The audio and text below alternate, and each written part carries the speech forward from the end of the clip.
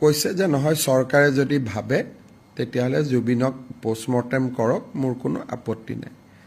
সেইকাৰণে অহাকালি ৰাতিপুৱা প্ৰথমে জুবিন গাৰ্গৰ অটস্পাই বা পোষ্টমৰ্টেম আমি কৰিম গুৱাহাটী মেডিকেল কলেজত।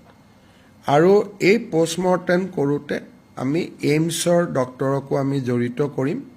আৰু ৰাতিপুৱা 7:30 বজাত আপোনালোকক এইকাৰণে ক'লোঁ যে আমাৰ গোটেই ক্ৰিমেশ্যনৰ চিডিউলটো অলপ বদলি হৈ যাব এতিয়া। ৰাতিপুৱা 7:30 বজাত আমি জুবিন গাৰ্গক নতুনকৈ আৰু এবাৰ তেওঁক আমি পোষ্টমৰ্টেম কৰিম। আৰু এই প্ৰক্ৰিয়া 1 পৰা 1.5 ঘণ্টা সময় আমাক লাগিব। পোষ্টমৰ্টেম প্ৰক্ৰিয়া সম্পূৰ্ণ কৰাৰ পিছত জুবিনক আকৌ আমি সৰু সজাইলৈকে উভতাই আনিম। আৰু সৰু সজাইৰ পৰা আনুমানিক মই ভাবোঁ যে 9:30 বজা মানতহে এতিয়া আমি বা 10 বাজিব 9:30 10 বজাতহে আমি জুবিনক অন্তিম যাত্ৰাৰ বাবে আমি লৈ যাব পাৰিম। আমাক কৈছে যে নহয় চৰকাৰে যদি ভাবে তেতিয়াহ'লে জুবিনক পোষ্টমৰ্টেম কৰক, মোৰ কোনো আপত্তি নাই। সেইকাৰণে অহাকালি ৰাতিপুৱা প্ৰথমে জুবিন গাৰ্গৰ অটস্পাই বা পোষ্টমৰ্টেম আমি কৰিম গুৱাহাটী মেডিকেল কলেজত।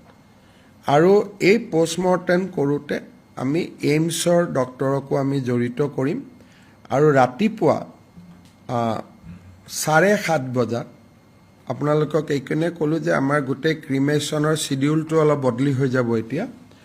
ৰাতিপুৱা 7:30 বজাত আমি জুবিন গাৰ্গক নতুনকৈ আৰু এবাৰ তেওঁক আমি পোষ্টমৰ্টেম কৰিম।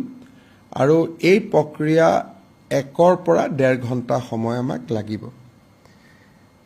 পোষ্টমৰ্টেম প্ৰক্ৰিয়া সম্পূৰ্ণ কৰাৰ পিছত জুবিনক আকৌ আমি সৰু সজাইলৈকে উভতাই আনিম।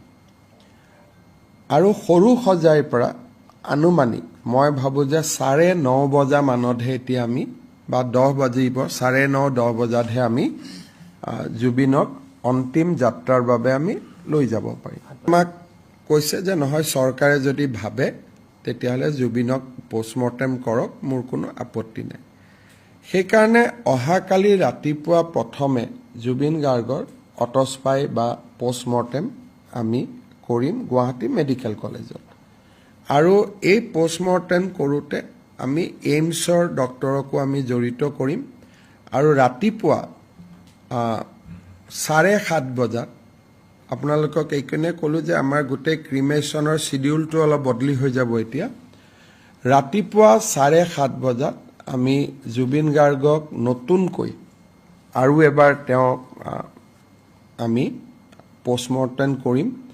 আৰু এই প্ৰক্ৰিয়া 1 পৰা 1.5 ঘণ্টা সময় আমাক লাগিব।